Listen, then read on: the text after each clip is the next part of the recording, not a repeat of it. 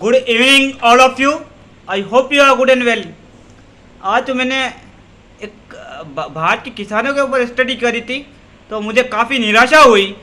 जो रीढ़ की हड्डी कहे जाने वाले किसान के ऊपर भारत सरकार ने इतना भार डाला, और उसके बावजूद जो किसान भारत की अर्थव्यवस्था की रीढ़ की हड्डी कहे जाने वाले किसान, बैकबोन कैसे कहा जाता है, मैं आपको को ये तो पता ही है, किसी को बताने की जरूरत नहीं। जो भारत का किसान खुद लॉस में जाने के बावजूद भी भारत के लोगों का पेट भरता, उसके एक्सपोर्ट के ऊपर गवर्नमेंट के द्वारा बैन लगा दिया जाता है, और न तो एमएसपी दी जाती है, मिनिमम सपोर्ट प्राइस, जिसमें उस पर डायरेक्ट एक्सपेंसेस वगैरह सब जुड़ने के बाद उसको प्राइस मिलनी चाहिए।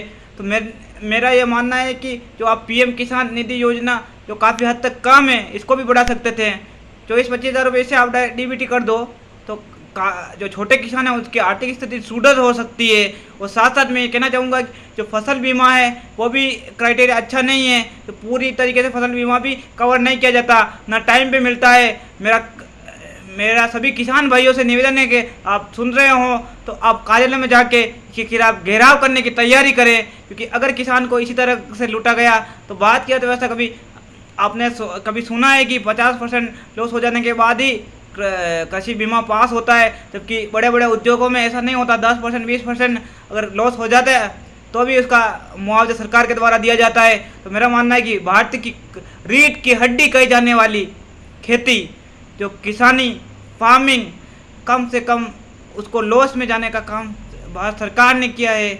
मैं तो चाहूँगा कि ऐसी सरकार बनाने वाला, मैं किसी सरकार का पक्ष नहीं लेता।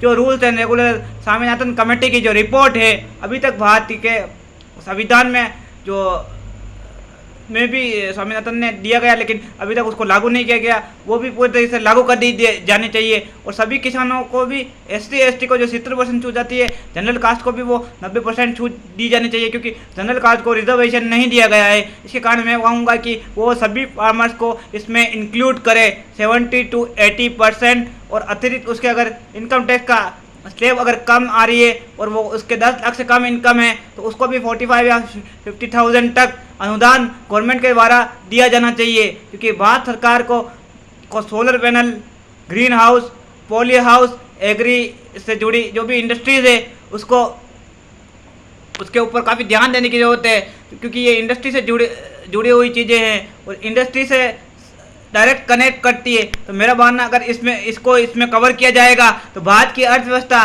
काफ़ी हद तक सुदृढ़ बन सकती है। 80 to 90% जनरल कास्ट को भी ये चीज़ें दी जानी चाहिए, और अतिरिक्त जिसकी 10 लाख रुपए से कम इनकम है, इसको ज़्यादा सब्सिडी दी जानी चाहिए। अतिरिक्त जो अनुदान उसको बोलते हैं वो दिया जाना चाहिए। और उसके साथ साथ मैं ये बताना चाहूँगा कि भारत की रीढ़ की हड्डी के ऊपर कभी किसी ने ध्यान नहीं दिया गया, और उसे आज न तो किसान भीख मांगता है सरकार से, किसान अपना सिर्फ हक मांगता है। मेरा मानना है कि जो भारत की अर्थव्यवस्था चलाने के सबसे बड़ा हाथ किसानों का है। उसके बावजूद किसान, क्योंकि एक तो वो कम पढ़े लिखे होते हैं और वो कम दाम पे भी अपना दाम इसलिए बेच देते हैं क्योंकि भारत के लोगों के पास ही जा रहा है, अपने लोग ही खा रहे हैं उस चीज़ को। इसलिए मैं कहना चाहूँगा कि किसानों और जवानों को सलाम करना चाहिए भारत की जनता को, और किसी सरकार को गुलाम नहीं होकर इन दोनों को धन्यवाद अगर लोगों के द्वारा किया गया और इन दोनों को अगर आगे लाया गया, तो भारत की अर्थव्यवस्था आज दुनिया की सबसे बेहतर अर्थव्यवस्था बन सकती है।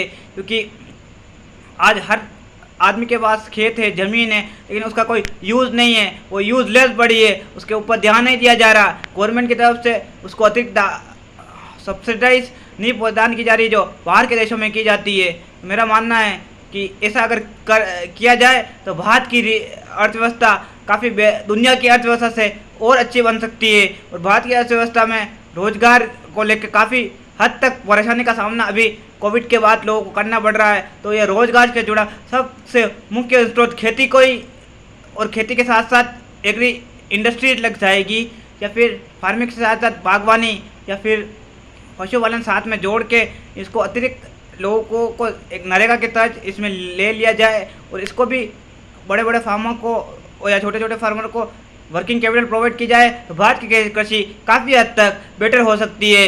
थैंक यू फॉर लिसनिंग नो बी। मेरा वीडियो आपको अच्छा लगे इसे लाइक करना, शेयर करना और सब्सक्राइब करना ना भूलें।